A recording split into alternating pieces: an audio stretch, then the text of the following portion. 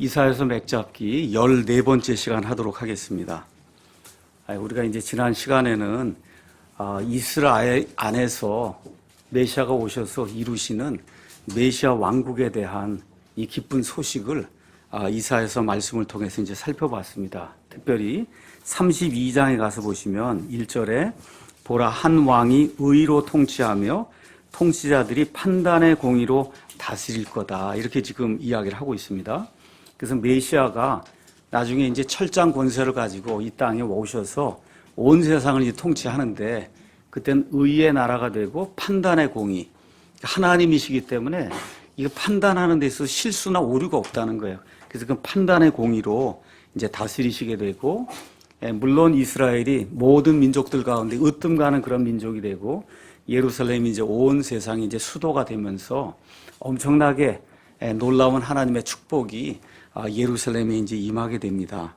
자, 이러면서 이제 15절에 가서 보니까 자연계의 변화가 이제 나타나 있어요. 마침내 그분께서 높은 곳으로부터 영을 우리에게 부어주시리니 광야가 열매를 많이 맺는 밭이 되며 열매를 많이 맺던 밭은 숲으로 여겨지리라. 이렇게 이제 되면서 자연계에 이제 변화가 생긴다. 이런 거 진짜 광야입니다. 진짜 영적인 그런 광야가 아니고, 이렇게 이제 되면서 16절에 판단의 공의가 광야에 거하며 의가 열매를 많이 맺는 밭에 머문다. 이렇게 되면서 17절에 의의 일은 화평이 되며 의의 결과는 영원토록 평온함과 확신이 된다. 이렇게 돼서 걱정, 근심, 슬픔, 사망, 그렇죠? 물론 천년왕국에도 사망이 있긴 하지만 이렇게 지금과 같은 그런 사망이 아니에요. 이게 사람이 약 한 1000살까지 살게 되는 이와 같은 그 놀라운 일들이 이제 발생을 하고, 그래서 지금까지 인간이 이렇게 노력해서 얻고자 했던 의, righteousness,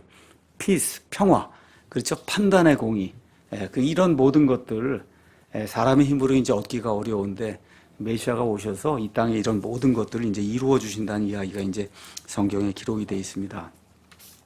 자, 우리 역사를 한번 다시 보겠습니다. 이제 교회 시대가 쭉 이제 진행이 되고 있어요. 그래서 교회 시대 이제 맨 끝에 어떤 일이 생깁니까? 예수님 안에서 죽은 자들이 일어나고 살아서 남아있는 우리가 공중으로 채워 올라가요. 그렇죠? 그때 공중에서 예수님께서 강림하신다. 데살로니가전서 4장, 그 다음에 고린도전서 15장 이렇게 돼서 신약시대 교회에 속한 모든 사람은 부활하든지 아니면 몸이 변화돼서 휴거가 되든지 다 이제 공중으로 이제 올라가게 돼요. 그렇죠? 이렇게 돼서 우리가 그리스도의 심판석 앞에서 심판을 받고 그 다음에 어린 양의 혼인 만찬, 이것이 이제 7년 동안에 저 하늘에서 이제 이루어지고, 이 땅에서는 불신 이스라엘과 그 다음에 불신 이방 민족들을 향해서 하나님께서 창세 이후로 한 번도 없던 환란기라고 하는 7년 동안의 혹독한 심판, 다른 식으로 얘기하면 준 지옥과 같은 인류가 한 번도 겪어보지 못했던 그와 같이 엄청나게 무서운 심판이 이 땅에 임한다. 그런 내용이 요한계시록 4장 이후부터 시작해서 19장까지 이렇게 이제 성경에 이제 나타나 있습니다. 자, 이렇게 돼서 그 7년 환란기 이제 끝나면 가운데 어떤 일이 생기냐? 이스라엘 사람들 가운데 회개하고 돌아오는 사람들이 있어요. 이 사람들이 이제 천년왕국에 들어가고, 물론 이방인들 가운데도 회개하고, 그래서 예수님께로 돌아와서 이스라엘 가운데 믿음을 가진 자, 그 다음에 이방인들 가운데 믿음을 가진 자들이 육신을 입고 천년왕국에 이제 들어가게 됩니다. 그렇죠? 자, 그러면 나머지 사람들, 들어가지 못하는 사람들에 대한 심판이 있어야 되잖아요. 그렇죠? 그 들어가지 못하는 사람들의 대다수가 이방 민족들이에요. 그래서 여기 이사야서 34장에는 그 이방 민족들, 하나님이 다시 이제 7년 환란기 그 가운데 기회를 주심에도 불구하고 하나님을 거부하고, 그리고 결국은 마귀를 섬기던 이와 같은 사람들 향한 하나님의 심판이 여기 이사야서 이제 34장에 이제 기록이 되어 있습니다. 그럼 한번 생각을 해보세요. 자, 천년왕국에 들어간 사람은 이 땅에 사는 거예요. 그래서 천년왕국에 들어가는 모든 사람은 일단 다 구원받은 사람만 들어가는 겁니다. 구원받지 못한 사람은 멸절이 되는 거예요. 그 멸절되는 그런 내용이 마태복음 25장에 양과 그다음에 염소 그 민족에 대한 그런 그 심판 이걸 통해서 오른쪽에 이방인들 가운데 믿음을 가지고 오른쪽에 있는 사람들 그렇죠? 천년왕국에 들어가야 아버지께서 창세전부터 마련해 놓으신 왕국에 이제 들어가는 거고 이 왼쪽에 있는 그 사람들 예수님 뭐라 그래? 마귀와 그의 천사들 위해서 마련해 놓은 영존하는 영영이 불타는 이와 같은 지옥 불속에 들어간다 해서 천년왕국에 다시 들어간다 하는 것은 새로운 창조를 이야기하는 거예요. 다시 한번 어떤 사람만 들어가요? 구원받고 그래서 하나님의 아들 딸이 된 사람만 1차적으로 거기에 이제 들어가는 겁니다. 우리 구원받아 이미 휴거가 돼서 어린 양의 혼인 만찬에 참여한 사람들은 지금 7년 환란이 끝나고 예수님과 함께 공중에서 이쪽으로 다시 땅에까지 내려오고 그래서 이 사람들과 함께 이제 거하면서 사람들을 다스리는 이러한 존재가 된다. 이제 성경이 그렇게 이야기하고 있습니다. 자, 그래서 환란기 끝에 특별히 민족들을 심판하는 그런 것이 이제 필요하다고 이야기하는 거예요. 그래서 34장 1절에서 3절에는 민족들이여 너희는 가까이 나와 들을지어다. 백성들이여. 그래서 여러분 민족, 백성 이렇게 표현할 때 이스라엘은 그 안에 포함이 안 되는 거예요.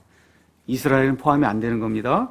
그러니까 여기 민족들, 백성들 이야기하면 이스라엘을 제외한 이 세상의 나머지 보통 우리가 이방인들이라고 부르는 이런 사람들 이야기하는 거예요. 너희는 귀를 기울일지어다.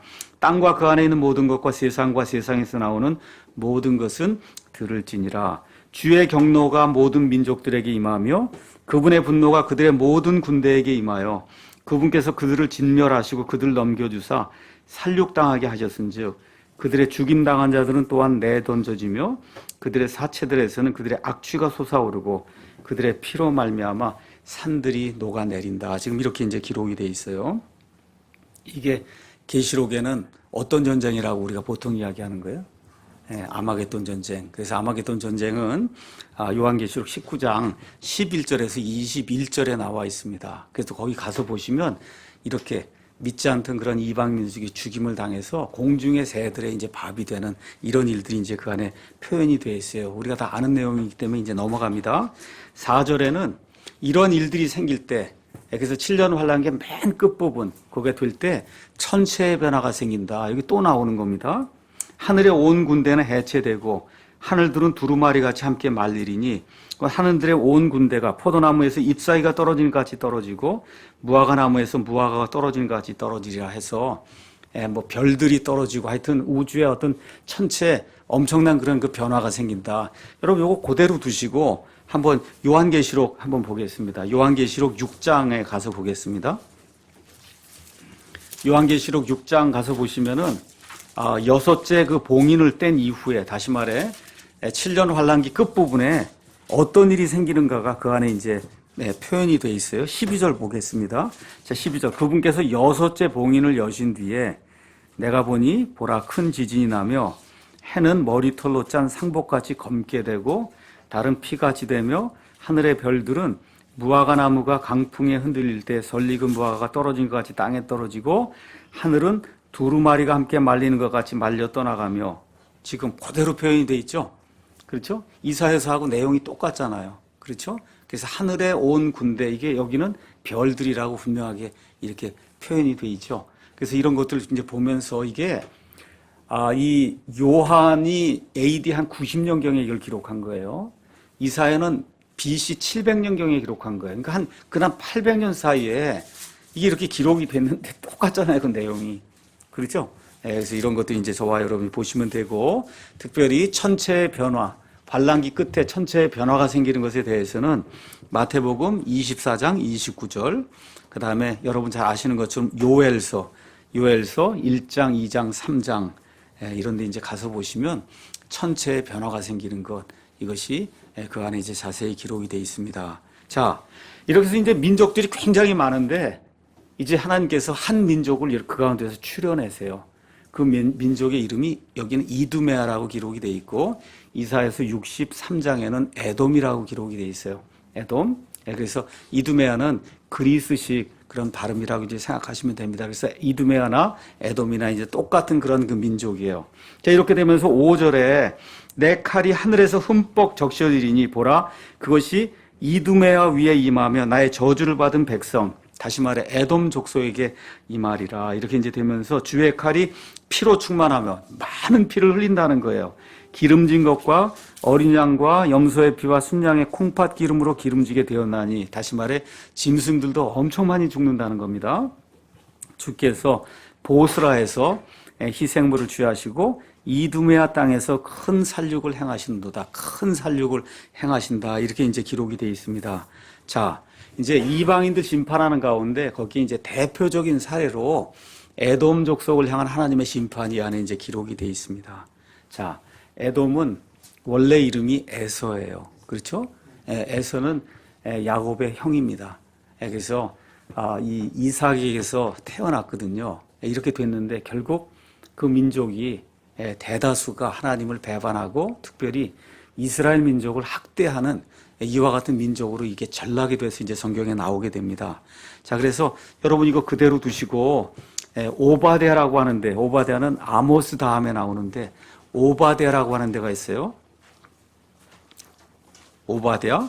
그래서 오바댜 다음에 요나가 나옵니다. 그래서 오바댜는 구약 성경에 딱 한 장 기록되어 있는 거예요. 구약 성경에서 가장 짧은 그런 이제 성경 말씀이에요. 이 오바댜가 무엇을 대언했느냐 하면 에돔 족속이 패망하고 그래서 그들에게 심판이 임하는 것을 이제 대언을 한 거예요. 그래서 이 오바댜 전체가 다 에돔에 대한 그런 내용이다. 이렇게 이제 여러분이 이해를 하시고, 자, 거기 가서 보면 어떤 일이 있느냐. 여기 성경 가서 보면 요약이 돼 있는데 여기 이렇게 돼 있습니다. 내용을 제가 한번 읽어볼게요. 오바댜는 이스라엘의 원수 중 하나인 에돔에 대해 언급하면서 에돔 사람들이 이스라엘의 이집트 탈출 때 이스라엘이 자기 영토를 지나가지 못하도록 싸움을 걸었어요. 자, 그래서 이집트에서 탈출했습니다. 이렇게 해갖고 저쪽으로 쭉 올라가면서 에돔을 통과하려고 해요. 에돔을 통과해야 그게 지름길이기 때문에 통과하려고 했더니 우리 땅을 통과하면 안 된다. 하나님이 에돔은 내 형제니까 이들 괴롭히지 말라. 이게 돌았단 말이에요. 삥 이렇게 돌았어요. 그렇죠? 또 아하스 시절에 유다가 베가와 르신의 공격을 받을 때 유다 땅에 이제 침입을 해서 포로로 사람들을 잡아가고, 특별히 이 오바댜는 뭐에 대해서 기록한 거냐. 나중에 느부갓네살 왕이 와서 유다 백성들을 침략을 하고 그래서 이들을 결국 포로 생활로 이제 데리고 가잖아요. 이때 옆에서 박수를 치고, 그렇죠? 너무 고소하다고 이렇게 했던 사람들이 에돔 사람들이에요. 에돔 사람들. 그래서 하나님께서 내 형제인 이 유다 사람들이 이렇게 잡혀가는 게 그렇게 너 보기에 그렇게 좋고 정말 이렇게 참기름처럼 고소하냐. 이렇게 이제 하시면서 하나님이 오바댜를 통해서 에돔에게 멸망이 임한다. 그 적어 놓은 게 오바댜예요. 그렇죠? 어떤 일이 있었느냐. 한번 12절 가서 보겠습니다. 11절부터 읽어볼게요. 내가 저편에 서 있던 날 곧 타국인들이 그의 군대를 포로로 사로잡아가며 외국인들이 그의 성문들로 들어가 예루살렘을 놓고 제비를 뽑던 날에 너도 심지어 그들 중에 하나와 같았다. 바빌론 사람들이 이야기하는 겁니다. 그러나 너는 내 형제의 날, 다시 말해 지금 유다 사람들이 형제란 말이에요. 그렇죠? 이삭에게서 나왔으니까. 곧 그가 낯선 자가 되던 날에 바라만 보지 말았어야 했고 유다 자손이 멸망하던 날에 그들로 인해 기뻐하지 말았어야 했으며 그들이 곤경에 처하던 날에 교만이 말하지 말았어야 했느니라.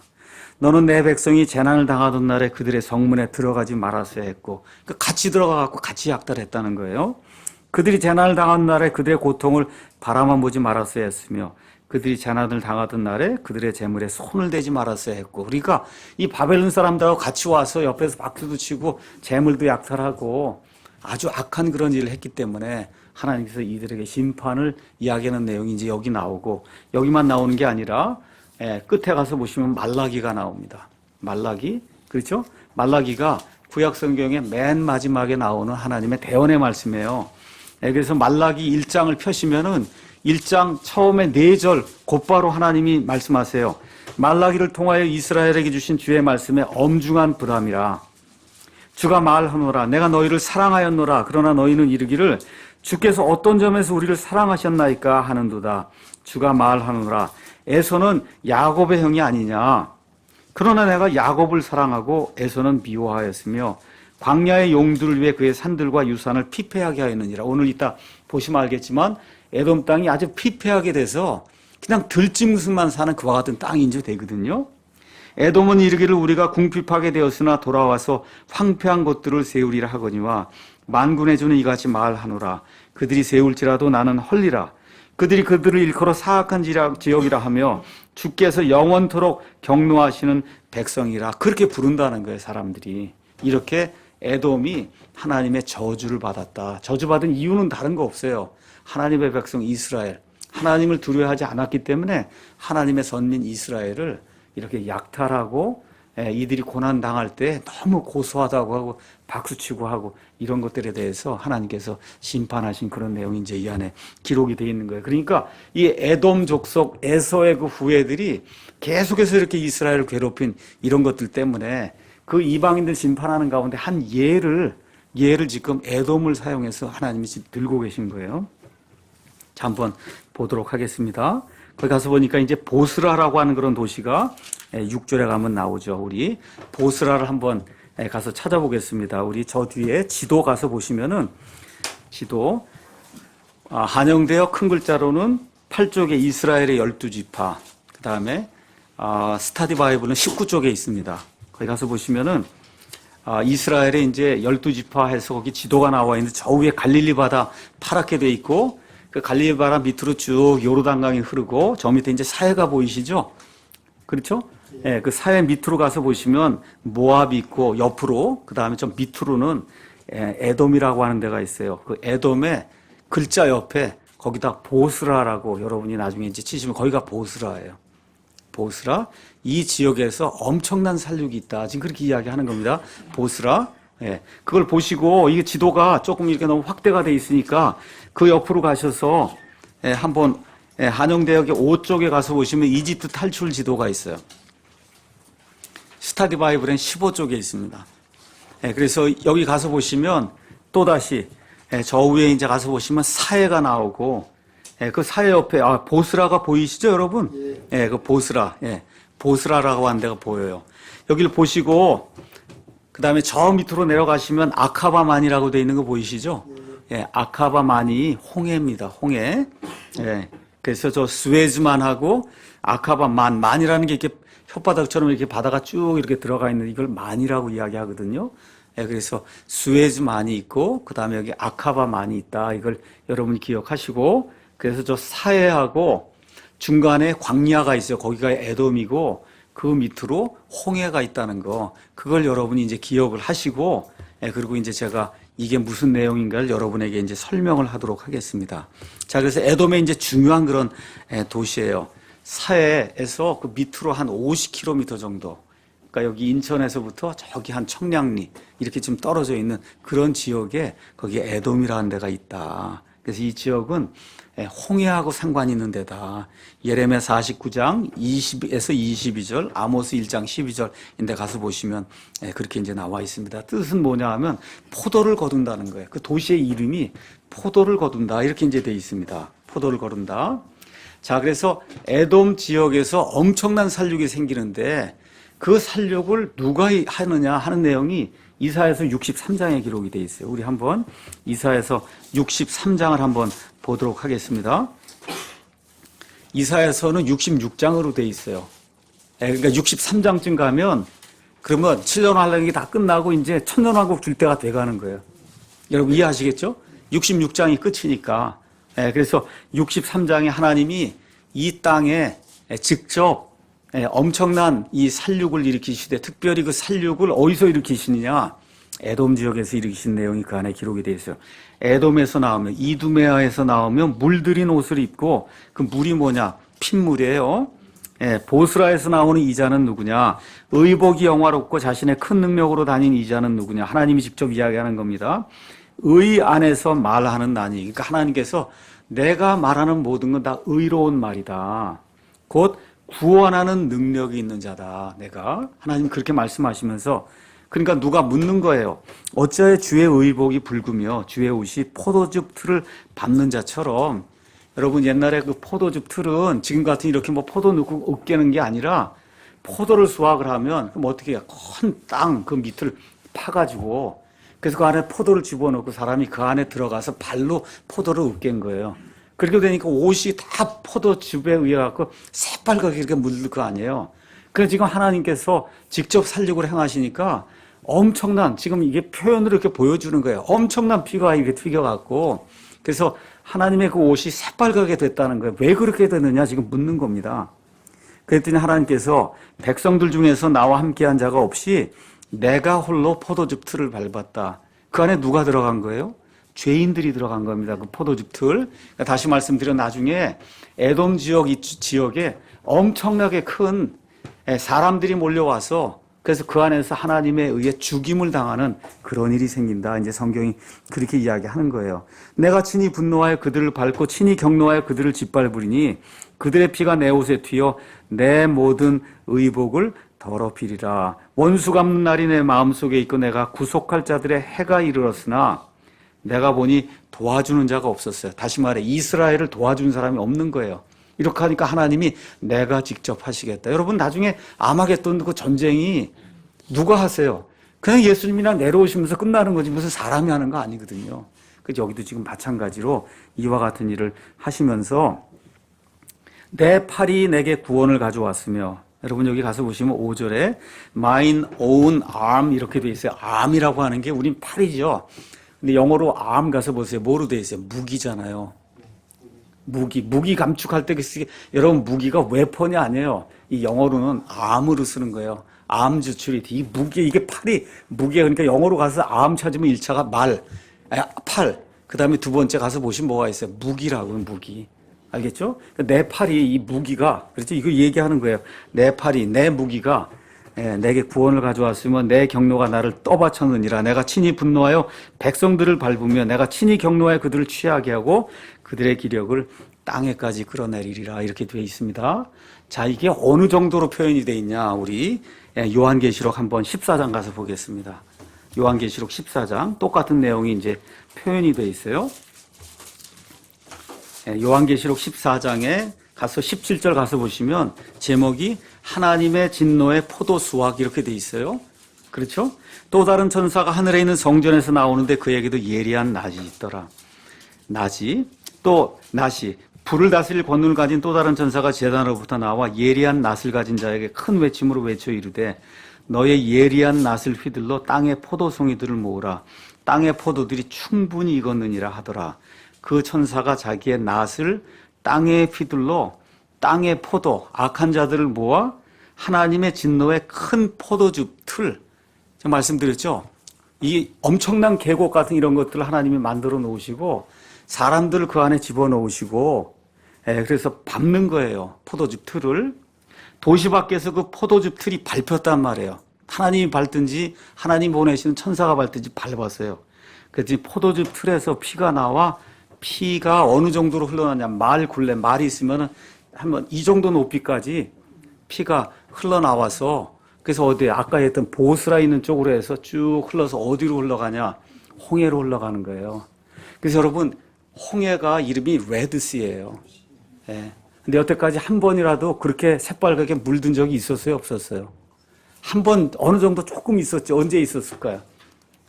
이집트 탈출할 때 그때 물론 하나님께서 함께 하셔서 죽었지만 그때 그렇게 피를 흘리고 죽은 게 아니라 바닷물이 와서 덮쳐 죽은 거거든요.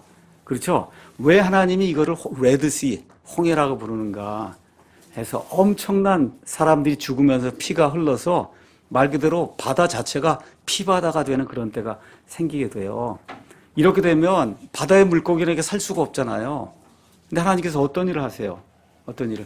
예루살렘에 그렇죠 성전 동쪽에서부터 물이 흘러나오죠. 생명의 샘에 물이 흘러나와서 어디로 흘러가였죠? 사해로 들어가면서 사해의 모든 것들을 살리고 밑으로 쭉 내려가면서 이 피들을 다 닦아내서 어디까지? 홍해 바다 거기 있는 데까지 내려가면서 하나님이 깨끗하게 모든 걸 만들어 놓는 그와 같은 때가 임하는 거예요. 그 천년왕국의 때. 여러분 이해하시겠어요? 멋있잖아요 이게. 그렇죠? 이런 일들이 성경에 이렇게 뭐라 그럴까 이렇게 이제 자세히 이렇게 기록이 돼 있습니다. 그래서 성경이 참 재미있게 이렇게 돼 있구나. 여러분이 한번 보시면 좋습니다. 자, 이렇게 해서 수많은 사람들이 거기서 밟혀서 죽습니다. 하나님에 의해서. 그러니까 또 어떤 사람들이 어떻게 그걸 다 옮겨다 놓으실 수가 있습니까? 성경 나중에 이제 한번 보시면 하나님께서 그냥 회오리 바람으로 쓸어다 놓는다 그래서 회오리 바람으로 여러분 쓸어다가 그냥 그쪽에 갖다 집어넣으시고 그리고 하나님께서 밟으시면 피가 여기까지 말 굴레까지 올라와서 그 온 광야 지역을 다 이렇게 피로 그렇게 이제 피의 강을 만드는 거죠. 이렇게 해서 바다 자체가 레드시가 되는 이런 엄청난 일이 이 인류 역사 맨 마지막 때 이 땅에 이제 임하게 된다. 성경이 지금 그렇게 이야기하고 있습니다. 자, 이렇게 되면서 여기 9절, 10절 여기 34장에 가서 보니까 에돔 땅에 그것의 시내들은 변화의 역청이 되며 그것의 먼지는 유황이 되고 그것의 땅은 불붙는 역청이 된다. 이게 뭐하고 비슷해요? 소돔과 고모라 땅 심판을 받을 때 이렇게 하늘에서 유황불이 떨어져 내렸잖아요. 이렇게 돼서 그 지역이 완전히 이와 같은 모습으로 바뀌었잖아요. 그렇죠? 근데 예수님께서 마지막 때를 어떤 때라 그래요? 롯의 때와 같다 그랬잖아요. 롯의 때와 같이 이렇게 악한 자들이 이런 유황불의 심판을 받는 이런 때가 임한다. 성경이 이야기합니다. 그래서 그 이유가 뭐냐? 8절. 그날은 주께서 원수 갚으시는 날이요. 시온에 대한 논쟁으로 인해 이 이방 민족들이 이스라엘이 어쩌고 저쩌고 뭐 이렇게 해갖고 그냥 그렇게 논쟁을 벌이고 이스라엘을 핍박했거든요. 그것 때문에 하나님께서 노하셔서 그래서 이와 같은 심판을 베푸신다. 이렇게 되면서 10절에 그곳 그 땅이 밤에나 낮에나 꺼지지 아니하고 그곳의 연기는 영원히 올라가리니 완전히 이제 폐허가 된다는 얘기죠. 대대로 그것이 피폐하게 되어 그곳을 지나가는 자가 영원 무궁토록 없을 거다. 이제 그렇게 이야기합니다. 이렇게 되면서 그 땅은 11절에서 13절, 15절 가서 보니까 가마우지, 해오라기, 올빼미, 까마귀, 그렇죠? 이런 것들이 거하고, 그 다음 15절에는 큰 올빼미가 거기 거하고, 그렇죠? 이렇게 이제 되면서, 말 그대로, 이 야생, 이 조류들이 거하는 그런 그 땅이 되고, 그 다음에 11절에 그분께서 그 위에 혼란의 질과 공허의 돌들을 팽팽히 들이우실 터인즉, 그들이 그 땅의 고귀한 자들을 이렇게 왕국으로 여기 와서 살라고 그렇게 얘기해도 올 자가 없다는 거예요. 아무도. 그렇죠? 그녀의 모든 통치자들도 하나도 발견할 수 없다. 그래서 가시나무가 자라고 13절에 쐐기풀과 들장미가 자라고 그 다음에 또 14절에 가면 들짐승이 거기서 배회하고 이렇게 이제 되는 거예요. 15절엔 큰 올빼미가 거기에 자기 둥지를 틀고 알을 낳아 까서 자기 그늘 아래로 모으며 대머리 수리들도 각각 자기 짝과 함께 여기 가서 보니까 다 뭐예요? 육식 뭐 이렇게 가서 잡아 죽이고 이렇게 하는 악한 그런 그 새나 짐승들만 이제 여기에 모이는 그런 땅이 이제 된다는 거예요. 자, 이게 16절은 너무나 많은 사람들이 오해하는 그런 유명한 구절입니다. 너희는 주의 책에서 찾아 읽어보라. 이것들 중에 하나도 빠진 것이 없고 자기 짝이 없는 것이 없으리니 이는 내 입이 그것을 명령하였고 그의 영이 그것들을 모았기 때문이라. 너무나 많은 사람들이 여기 나와 있는 짝 이걸 이야기하면서 성경 말씀엔 모든 짝이 있다. 이제 그렇게 이야기하는 구절이에요. 여기 나오는 짝은 영어로 메이트예요. 메이트. 알겠죠? 말 그대로 짝이에요. 제가 있고 제 짝이 제 아내잖아요. 여러분 짝이 있잖아요. 짝. 지금 그 짝을 이야기하는 거지. 이게 주의 책은 뭐 특별한 일이 없는 한 아마도 모세 율법책을 이야기하는 게 아니냐. 모세 율법책 안에 가서 보시면 여러 종류의 그런 그 새들 이런 게 이제 나와 있거든요. 그래서 여기 나와 있는 건 짐승들 그 새들을 이야기하는 거지. 모든 말씀마다 다 짝이 있다. 그거 이야기하는 게 전혀 아니에요. 그 17절 보면 설명이 돼 있잖아요. 그가 그것들을 위하여 제비를 뽑으며 그 새나 이런 짐승들의 제비를 뽑는 거예요. 왜 제비 뽑아요? 이 땅은 너가 차지하고 이 땅은 내가 차지하고 이렇게 나눠주기 위해서 제비를 뽑아요. 자신의 손으로 줄을 주어 그 땅을 그것들에게 나누어 준단 말이야. 그렇죠? 예. 그것들이 영원히 그것을 차지하며 대대로 그 안에 거한데 여기 나와 있는 짝이 성경 말씀이면 이게 성경 말씀이 그것들을 이렇게 될 수가 없잖아요 지금. 그렇죠? 예, 그래서 이 내용은 어느 누가 봐도 짐승들 이야기하는 거지 절대 하나님의 말씀마다 짝이 있다는 걸 이야기하는 게 아니다. 제가 22살쯤에 이제 유학을 가려고 할 때 친하게 지내던 지금은 이제 목사가 된 어떤 그 형제가 있어요. 그 형제가 가서 이 말씀을 나한테 가르쳐 주면서 형, 성경 말씀마다 다 짝이 있습니다. 그렇게 이야기하면서 그래서 저도 그러냐고 이런 말씀이 있냐 그러고 참 감동을 받았던 그런 때가 있었습니다. 근데 나중에 가서 공부를 하고 다시 읽어보니까 이거는 그런 내용이 전혀 아니다. 그래서 이 모든 짐승들, 모든 새들이 그 짝이 다 있잖아요. 그게 다 암수가 다 같이 모여서 그 안에서 집 짓고 거기를 아주 황폐하게 만든다고 하는 이런 내용이 이제 성경에 이제 기록이 되어 있는 겁니다. 자, 7절에 가서 보면 유니콘이 나오고, 그 다음에 14절 가서 보면 사티로스라고 하는 게 이제 나옵니다. 유니콘. 그래서 이게 유니콘은 말 그대로 뿔이 이렇게 하나 달린 이와 같은 그 짐승이에요. 윤이라는 게 하나잖아요. 그래서 거기다 콘이라는 게 뿔이잖아요. 뾰족 나온 게. 그래서 민수기 23장 22절, 욥기 39장 9에서 12절, 시편 22편 21절 이런 데 가서 보면 유니콘의 특징이 나와요. 유니콘은 무지 힘이 셉니다. 무지 힘이 세요. 그래서 어떤 사람들은 코뿔소라고 뿔이 하나가 있으니까 그렇게 얘기하는 사람도 있고, 들소라고 그러는 사람도 있고, 그렇죠? 그런데 유니콘이 엄청나게 큰 힘을 가졌다는 거, 이런 거 이제 여기 그 나오는 걸로 봐서는 유니콘은 유니콘으로 그냥 우리가 그대로 이해하는 것이 좋지 않겠는가 이렇게 보고, 사티로스라고 한 말이 14절에 나오는데, 이제 숲속에 사는 그런 괴물로 이렇게 알려져 있어요. 이거 역시 뿔이 있고 염소의 발과 꼬리와 특별히 털을 많이 가지고 있는 이런 존재로 알려져 있고, 보통 음탕하고 소란을 피우며 꿰뚫어 눈을 가지고, 이게 눈을 가지고 꿰뚫어 보는 이런 눈을 가진 이런 어떤 짐승이다. 이렇게 돼서 많은 경우 이 사티로스를 마귀로 생각하는 사람이 많아요. 마귀, 악한 마귀들. 어찌됐든 여기 나오는 건 지금 짐승입니다.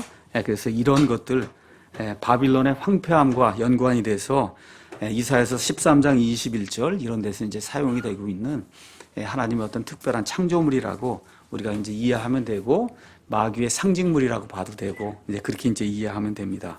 자, 이렇게 돼서 이 34장에는 7년 환란기가 이제 끝나게 될 때 이스라엘 괴롭히고 하나님을 믿지 않던 그 세상 민족들을 향해 하나님이 이렇게 퍼부으시는 하나님의 그 심판, 특별히 그 민족들 가운데 하나, 이스라엘을 그렇게 괴롭히고 이스라엘을 학대하던 에돔이라고 하는 그 하나를 이제 선택을 해서 그 땅을 마치 지옥처럼 만드는, 여러분 여기 한번 가서 보세요. 9절.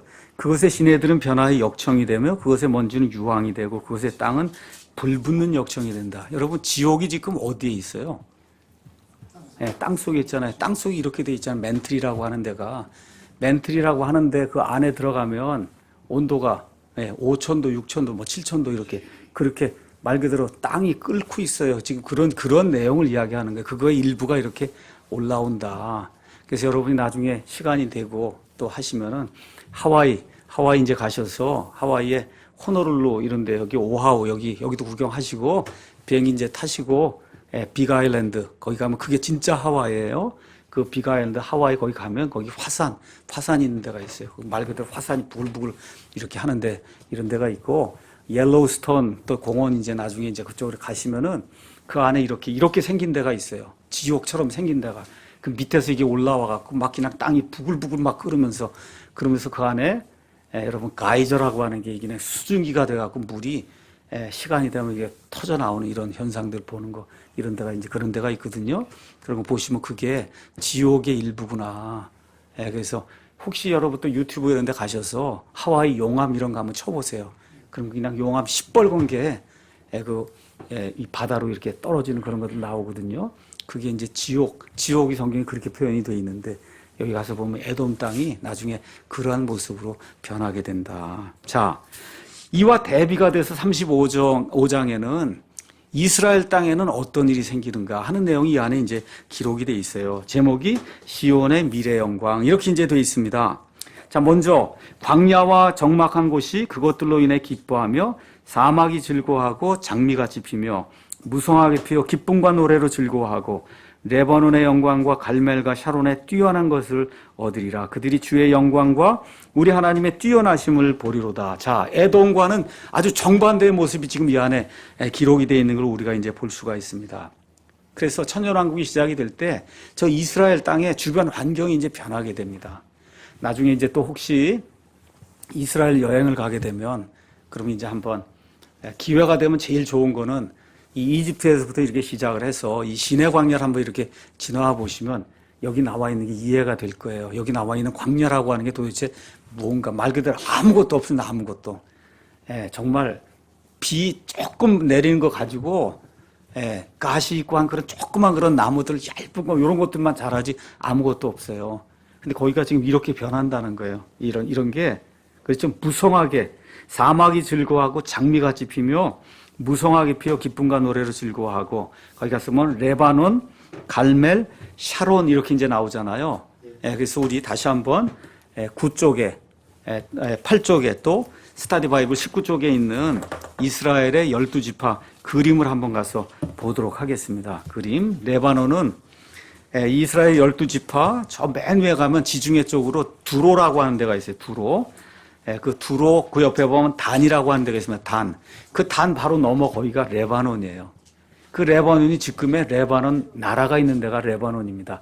레바논 산이 있기 때문에 이름이 레바논이에요. 나라가 있어요. 요르단이 있어요. 왜 요르단이냐? 요르단 강이 흐르기 때문에 요르단이에요. 요르단강 오른쪽에 있는 나라가 요르단입니다. 요르단. 자, 여기서 레바논이 거기 있고, 그 다음에 그 밑으로 쭉 내려오면 악고라는 거 밑에 이렇게 톡 튀어나온 거, 거기 있는 데가 갈멜산이에요. 갈멜산. 그래서 갈멜산, 여기 뭐로 유명한데요? 엘리야가 누구하고? 바알의 대언자 450명하고 싸워서, 그렇죠? 이들 모두를 이제 멸절을 시키고, 그 다음에 나중에 가서 어떻게 해야 돼요? 갈멜산 저쪽에서 구름이 이렇게 오면서 비가 내리는, 그렇죠? 이러한 그 장소, 그렇죠? 거기 보시고, 저 밑으로 가서 보시면 요바라고 보이시죠? 요바. 이쪽으로 내려가면서 이 갈멜에서부터 밑으로 한 100km, 요바 있는데 그 지역, 거기가 샤론 평야입니다. 샤론 평야. 그 샤론 평야가, 여러분 벌써 보세요. 여기 왼쪽으로 지중해가 있고, 그렇죠? 여기 이 모든 게 이렇게 풍성하게 이렇게 생겼잖아요. 그 지역이 이스라엘에서 가장 비옥한 데예요. 가장 비옥한데. 그래서 여러분 나중에 사도행전 9장 35절에 가서 보시면 요빠 이야기, 베드로 요빠 이런 거 이야기가 나오면서 거기에 사론이라고 하는 그런 지역이 나옵니다. 그 사론하고 샤론하고 무슨 관계가 있는 건지 모르지만 어쨌든 여기 나와 있는 샤론은 한 지역이 아니라 이렇게 쭉 이렇게 연결이 돼 있는 어떤 곡창지대 같은 여기를 이스라엘 사람들이 샤론이라고 이제 부른 거예요. 자, 그래서 레바논의 영광과, 레바논은 뭐로 가장 유명해요? 백향목, 그렇죠? 엄청난, 우리가 세다라고 이제 하는데, 그냥 막 향이 그냥 엄청나게 쏟아져 나와요. 예, 이 레바논, 그렇죠? 레바논의 그 백향목, 무지무지 이제 큰 그런 나무가 있는데, 그런 것들이 광야에서 핀단 말이에요. 여러분, 지금은 레바논에 가 있는데, 이런 것들이 나중에 천년왕국이 될 때는 이스라엘 땅의 광야로 여겨지는 그런데 사막에서 이런 것이 이제 피어난다. 그 다음에 갈멜과 샤론에 정말 이스라엘 백성이 이렇게 자랑하던 아주 비옥한 그런 땅, 거기서 나는 그런 모든 작물들, 이런 것들이 광야와 이제 사막에서 이제 자라나게 되면서, 그러면서 뭐가 나타나요? 주의 영광이 이제 나타난다는 거예요. 주의 영광. 자, 주의 영광은 영어로 Glory of the Lord 이렇게 되어 있습니다. 자, 그래서 주의 영광은 성경에 총 36번 나와요. 주의 영광이라고 하는 말이. 자, 우리가 한번 이사야서 60장 한번 가서 보겠습니다. 이사야서 60장, 거기에도 일어나라, 빛을 발하라, 내 빛이 이르렀고 주의 영광이 일어나 내 위에 임하였느니라. 여기도 이스라엘 이야기하는 겁니다. 보라, 어둠이 땅을 덮으며 짙은 어둠이 백성들을 덮으려니와 오직 주께서 일어나서 내 위에 임하시고 그분의 영광이 내 위에 나타나리니. 그래서 이스라엘 위에 하나님의 영광이 나타날 때 이방인들은 내 빛으로 나오며, 이 세상에 사는 모든 이방인들이 결국은 다 예루살렘으로 나와서 거기 있는 왕을 보러 이제 오게 되는 거예요. 왕들이 내 솟아나는 광채로 나오리라. 이렇게 이제 기록이 되어 있습니다. 그래서 주의 영광은 특별히 히브리 말로 쉐카이나 이렇게 되죠. 쉐카이나 영광 글로리. 그래서 미국 사람들은 쉐카이나 글로리 이렇게 이제 표현해요. 이 쉐카이나 글로리를 하나님이 직접 보여주신 때가 있어요. 언제죠? 이집트 탈출 이후에 광야 생활할 때 불기둥 이걸 통해서 하나님 보여주셨잖아요. 그러니까 이렇게 이 성막이 이렇게 있을 때 불기둥이 거기 있으면 하나님이 계신 거예요. 그렇죠? 그래서 하나님의 임재가 거하는 것을 종종 사람들이 볼 수 있도록 하나님이 쉐카이나 글로리를 이제 이렇게 보여주세요. 눈으로 볼 수 있도록. 예. 자, 이제 이렇게 이제 돼 있고, 그 다음에 이제 에스겔서 가서 보시면 이스라엘 백성이 결국 하나님을 버리고 우상들을 숭배하게 될 때 하나님의 영광이 하나님이 거하시던 성전에서 떠나는 게 에스겔서 10장 18절에 기록이 돼 있어요. 하나님의 영광이 떠나는 게. 그 다음에 에스겔서 40장 넘어가면은 천년왕국의 성전이 그 안에 이제 지어지면서 에스겔서 43장 4절, 5절, 44장 4절 가서 보시면 그 천년왕국의 성전에 주의 영광이 들어가서 성전을 가득 채우는 그런 모습이 그 안에 기록이 되죠. 그게 주의 영광이에요. 주의 영광. 그런데 그 주의 영광을 모든 육체가 본다는 거예요. 우리 40장 한번 보겠습니다. 이사야서 40장. 40장 가서 보니까 1절에 너희 하나님이 말하노라. 너희는 위로하라. 너희는 내 백성 이스라엘을 위로하라. 너희는 위로하면서 예루살렘에게 말하며 그녀에게 외치되 이제 예루살렘의 싸움은 끝났고 그녀의 불법은 용서되었나니 그녀가 자기의 모든 죄로 인하여 주의 손에서 2배 그 형벌을 다 받았단 말이에요.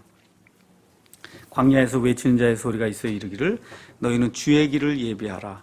사막에서 우리 하나님을 위해 큰 길을 곧게 만들라. 모든 골짜기가 도도해지며 모든 산과 작은 산이 낮아지고 구부러진 것이 곧게 되며 험한 곳이 평탄하게 될 것이 다 같은 맥락이죠. 그렇죠? 그 다음에 주의 영광이 나타나고 모든 육체가 함께 그것을 보리라. 메시아에서 주의 입이 그것을 말씀하셨는지라. 여러분 메시아 이거 할 때 주의 영광, 그 주의 영광, 그 주의 영광 그게 이거예요. 이 구절. 핸델이 이 구절을 차용을 해서 그래서 주의 영광이라고 하는 그 아름다운 그 메시아의 그 곡 그걸 부른 거예요. 그거를. 그래서 주의 영광, 곧 주의 영광 이렇게 하면서 어떻게 모든 육체가 그것을 보리라고. 나와 있는 모든 육체는 1차적으로 이스라엘 백성이죠. 그렇죠. 1차적으로는. 그래서 이와 같은 아름다운 일이 이제 생기게 된다. 자, 다시 이제 이쪽으로 돌아와서 3절, 4절 이제 가서 보니까 거기에 너희는 약한 손을 강하게 하고 연약한 무릎을 굽게 하며 너희는 환란기에 들어간 이스라엘 백성, 믿음을 가지고 있는 그 이스라엘 백성, 이방인들이 다 몰려들어서 그래서 이스라엘을 죽이려고 하니까 얼마나 힘들겠어요, 상황이. 그렇죠? 그러니까 손이 약하게 되고 무릎이 그냥 덜덜덜덜 떨리고 이렇게 되잖아요. 두려워하는 마음을 가진 자들에게 이르기를 마음을 강하게 하라. 두려워하지 말라. 보라, 너희 하나님께서 오셔를 너희 원수를 갚아주신다는 거예요. 그분이 누구예요? 예수 그리스도. 그렇죠? 그분이 바로 스가랴서 14장에 나와 있는 올리브산의 땅에 발을 대시는 그분 여호와 하나님 곧 예수 그리스도 곧 하나님께서 이 원수들을 보응해 주신다. 그래서 그분께서 오셔서 너희를 구원하시려. 여기 나와 있는 구원은 1차적으로 뭐예요? 물리적인 구원이에요. 이 전쟁해서 다 죽게 돼 있는 여기에서 이방인들의 이와 같은 그 침략에서 아마겟돈 전쟁에서 예수님께서 이들을 구출해 주신다. 이렇게 되면서 어떻게 아브라함 시대로부터 시작해서 약 4,000년 동안 이스라엘이고 조그만 나라가 온 세상에 쫓겨다니면서 엄청난 수모 겪고 그렇게 다 했잖아요. 이 모든 게 이걸 대해서 끝이 나는 거예요. 이 모든 게 이제 끝이 난다. 메시아가 이 땅에 이제 오시게 되고 이스라엘의 믿음을 가진 자들이 주의 이름으로 오시느니 하고 그분을 맞아들이는 그런 아름다운 일이 이제 생기게 되는 거예요. 이렇게 되면서 어떤 일이 생겨요? 메시아가 오면 5절 6절에 그때 눈먼 자의 눈이 열리고 귀 먹은 자의 귀가 열리며 그때 다리 저는 자는 사슴같이 뛰고 말 못하는 자의 혀는 노래하리니. 이거 어디서 많이 본 거죠? 어디에 나오는 얘기예요? 사복음서에 나오는 거죠. 메시아가 오시면 이와 같은 기적들을 행하시잖아요. 예수님께서 메시아이시기 때문에 이런 기적들을 행하시는 거예요. 초림 때에도 행하셨고 또 언제 행하세요? 궁극적으로는 재림 때 이스라엘 백성이 받아들이게 될 때 재림 때 이제 행하시는 겁니다. 그렇죠? 자, 이렇게 되면서 또 어떤 일이 생겨요? 광야에서 물들이 터져 나오고 사막에서 시내가 흐르며 바싹 마른 땅이 연못이 되고 메마른 땅이 물들의 샘이 되며 용들이 각각 누워 거하던 곳에는 풀이 갈대와 골풀과 함께 있다. 사막의 변화, 광야의 변화 이런 게 생기고 이제 이사야서에 나오는 유명한 말씀 또 거기에 큰 길은 영어로 하이웨이예요. 하이웨이 딴 거 아니에요. 하이웨이. 그래서 이사야서에 하이웨이가 여러 번 나옵니다. 이사야서 11장 16절, 19장 23절, 그 다음에 여기 지금 나오는 거 여기 또 40장 3절, 62장 10절 이렇게 돼서 큰 길이 열리면서 흩어져 있던 그런 지역에 이 유대인들이 몰려 들어오는 그런 일이 이제 생기며 특별히 여기에는 그 큰 길의 이름이 거룩한 길이라고 되어 있는데 사실은 거룩한 건 아니고요. 거룩함의 길이에요, 원래는. 근데 그걸 이렇게 표현할 수가 없어서 어쩔 수 없이 지금 거룩한 길이라고 표현을 해 놓은 거예요. 그래서 그 길은 거룩한 길이라. 여러분, 거룩함. 왜 그 많은 길 중에 거룩한 길이라고 그랬을까? 하나님의 근본 속성이 뭐예요? 거룩함이에요. 거룩하다는 얘기가 뭐예요, 원래 뜻이? 구별되어 있다는 거예요. 그러니까 이건 원래 왕에게만 구분이 되어 있는 길이에요, 원래는. 왕만 다닐 수 있는 길이에요, 원래. 그런데 이스라엘에 속량받은 모든 자들이 왕만 다닐 수 있는 그 길, 거기를 같이 왕과 함께 다니는 그런 영광을 누린다는 거예요. 거룩하다는 게 그런 뜻입니다. 여러분 이해하시겠죠? 예. 자, 이렇게 돼서 부정한 자들은 그것을 지나가지 못하겠고, 오직 구속받은 자들 위하여 그 길이 있다는 거예요. 근데 그 안에 다닌 자들이 죄가 있단 말이에요. 어리석어요. 그래도 그 안에서 잘못하지 아니하려. 마귀가 1000년 동안 무정의 속에 지금 갇혀있기 때문에, 그래서 잘못하지 않는다는 거예요. 거기에는 사자도 없고 사람 잡아 죽이는 굶주린 짐승이 거기로 올라가지 아니하면 거기서 그것을 만나지 아니할 것이며, 오직 구속받은 자들, 다시 말해 믿음을 가지고, 그리고 이 천년왕국 들어가기 전에 그 대환란기 가운데 하나님의 은혜로 구원받은 그 사람들만 왕과 함께 그 거룩한 길, 거기를 이제 다닌다, 걸으리라. 주께서 속량하신 자들이, 여기 대속이라고 하는 거, 그것도 똑같은 영어로 대속, 그거는 redeem이란 말이고, 속량했다는 건 ransom이라고 하는 건, 이게 누가 뭐 인질을 이렇게 잡아가고 그러면 여러분 돈을 가져다 줘야지 풀어주잖아요. 그렇죠? 그게 이게 속량받는다는 게 그런 뜻이에요. ransom이라고 하는 게. 그래서 이들이 돌아오되 노래하며 시온에 이르러 자기 머리 위에 영존하는 기쁨을 두고 기쁨과 즐거움을 얻으리니 슬픔과 탄식이 사라진다. 여러분 이거 전체적으로 다 일단 누구에게 이야기하는 거예요? 예, 이스라엘에게 이제 이야기하는 겁니다. 이제 마치겠습니다. 우리 찬송가에 유명한 찬송가 있죠? 황무지가 장미꽃같이. 제가 한번 읽어보겠습니다. 황무지가 장미꽃같이. 자, 1절 보세요. 광야와 적막한 곳이 그것들로 인해 기뻐하며 사막이 즐거워하고 장미같이 피며. 이제 이렇게 돼 있어요. 피는 것을 볼 때 구속함의 노래 부르며 거룩한 길 다니리. 이거 구속함의 노래를 하나님이 나를 구속해 주셔서 정말 감사합니다 하고 거룩한 길을 다닌다는 거예요. 그렇죠? 2절 가서 보니까 하나님의 아름다움과 그의 영광 볼 때, 여기 주의 영광 나타나죠. 2절에. 그렇죠? 하나님의 뛰어나심과 그분의 영광을 볼 때 모든 괴로움 잊어버리고 거룩한 길 다니리. 3절 마른 땅에 샘물 터지고 사막에 물 흐를 때. 6절. 그렇죠? 기쁨으로 찬송 부르며 거룩한 길 다니리. 4절 거기 악한 짐승 없으니 두려울 것 없겠네. 9절 기쁨으로 노래 부르며 거룩한 길 다니리. 5절 거기 죄인 없으니. 8절 말씀입니다. 8절 거룩한 자뿐이라. 주가 주신 면류관이 아니라, 면류관이 이렇게 치렁치렁 이렇게 늘어지는 관이에요. 성경엔 그런 관이 없어요. 성경에는 다 왕관입니다. 왕관. 이 신라 시대에 이렇게 왕들이 쓰는 그런 관 안 써요. 저와 여러분이. 그런 면류관이 아니라 크라운. 아시죠? 크라운을 쓰는 거예요. 이런 왕관을 쓰고 거룩한 길 다니리. 거기 거룩한 그 길에 검은 구름 없으니 낮과 같이 맑고 밝은 거룩한 길 다니리. 자, 이거 원천적으로 저와 여러분이 불러야 될 노래예요? 아니죠. 예, 아니에요. 이건 천년왕국에 들어갈 사람들이 부르는 그런 노래예요. 사실은 우리하고 상관이 없는 그런 노래예요. 우린 거기에 육체를 믿고 들어가지 않으니까. 그럼에도 불구하고 여기 이사야서 35장에 나와 있는 그 하나님의 영광이 나타나는 그런 때를 우리가 생각을 하면서 거기 들어가는 사람들과 함께 그런 기쁨을 누리기 위해서 이와 같은 찬송을 우리가 가끔씩 부르는 겁니다. 다만 부를 때 그 내용이 무엇인가? 그게 이스라엘 백성이 예수님의 구원의 능력으로 말미암아, 그렇죠? 아마겟돈 전쟁에서 이제 승리를 하면서 믿음을 가지고 구속받을 때 여기 이사야서 35장 그 말씀이 문자 그대로 이루어지는 그거를 찬송가 시로 미국의 어떤 분이 이거를 만든 거예요. 그걸 우리가 이제 번역을 해서 이렇게 부르는 거다. 이렇게 이해하시면 될 것 같습니다. 오늘 여기까지 하겠습니다.